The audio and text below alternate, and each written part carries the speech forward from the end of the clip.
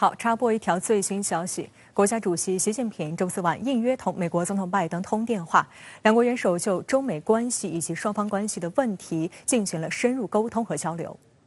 美国总统拜登周三结束新冠隔离期，当天他还收获了2份大礼：一是美国会参议院通过了拜登病中强推的芯片和科学法案；二是美联储激进加息75个基点，以遏制通胀加剧。那么这2件事对拜登执政的重要性何在？对中国又有何影响？来看报道。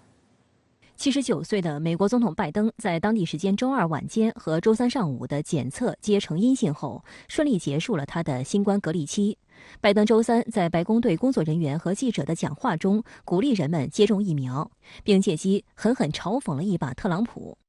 When my predecessor got COVID, he had to get helicoptered to Walter Reed Medical Center. He was severely ill. Thankfully, he recovered. When I got COVID, I worked from upstairs of the White House, and the office is upstairs, and for that 5-day period. The difference is vaccinations, of course.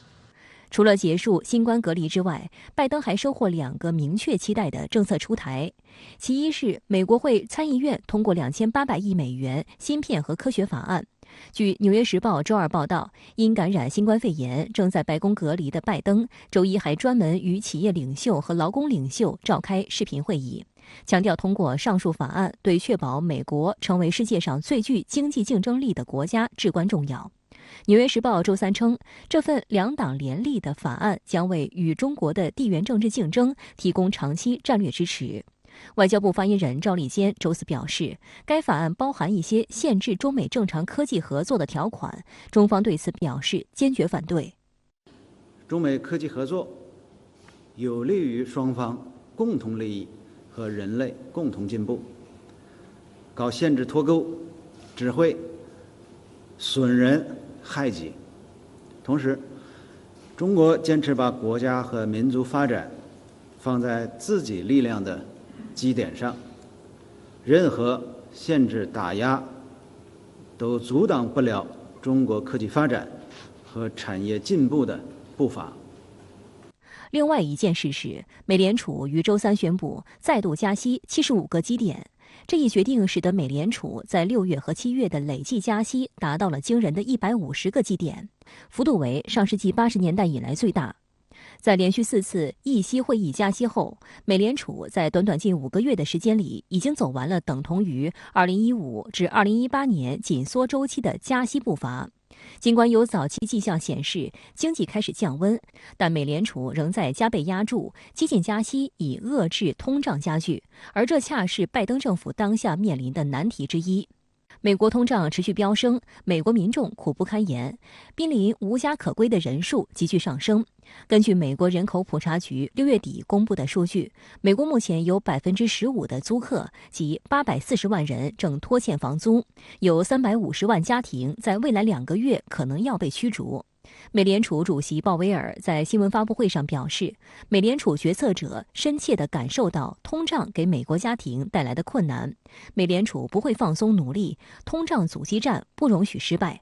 5、6月份的这种高通胀呢，是在美联储已经连续加息的这个进程下的背景下的一种高通胀，所以呢，这是在这种背景下呢，它只能是采取更加这种激进的这个措施。实际上，美联储呢是还留有后手。鲍威尔还表示，在9月的会议上再进行一次超常规幅度的加息可能是合适之举，这将取决于从现在到那时的经济数据。好，相关题继续来连线特约评论员管瑶。管先生你好，对拜登结束白宫疫情隔离期恢复工作，您有何观察呢？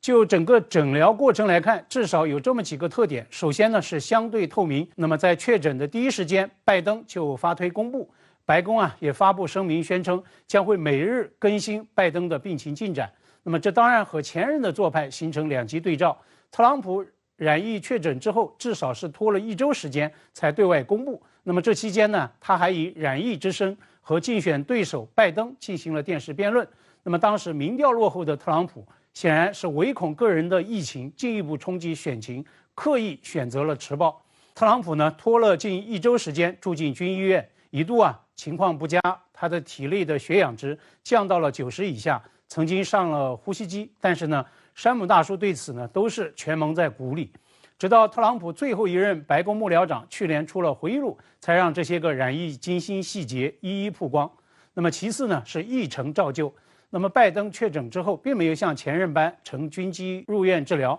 而是在白宫自我隔离。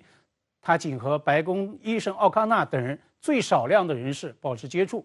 但是呢，隔离期间，拜登工作如常，只不过他一些预定参加的活动由线下改到了线上。当然了，在隔离期间如常工作的前提是拜登染疫之后的症状表现始终可控而且温和。如果像特朗普般要上呼吸机，甚至像英国看守首相约翰逊那样要被送进 ICU， 那就是两码事了。但是相当有意思的是，恰恰是新冠患者拜登白宫照常上班这件事儿，反倒是在美国引起了巨大争议，甚至有专业人士出来炮轰拜登做出了坏榜样。为什么拜登在白宫自我隔离期照常办公，反倒引起了大争议？那您认为批评者是在批评什么？就个人视线所及，对拜登染疫照常办公最尖锐的批评声来自耶鲁大学医学院的助理教授，叫 Kimberly Sue。那么这位助理教授是真正的斜杠学者，他既是医学博士、职业医师，也是人类学者，还是全美伤检康复医师联合会 NHAC 的主任。那么这位苏博士就严厉指责拜登白宫隔离期间仍然办公是职场白人至上的体现，给每个人都开创了恶例。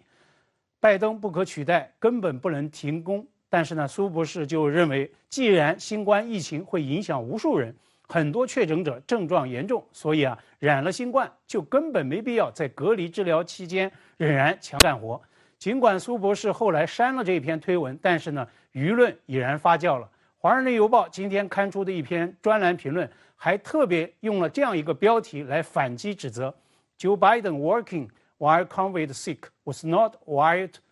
supremacy。那么指拜登带病上班，并不是所谓白人至上。本来拜登支持率就已经跌到谷底了，甚至已经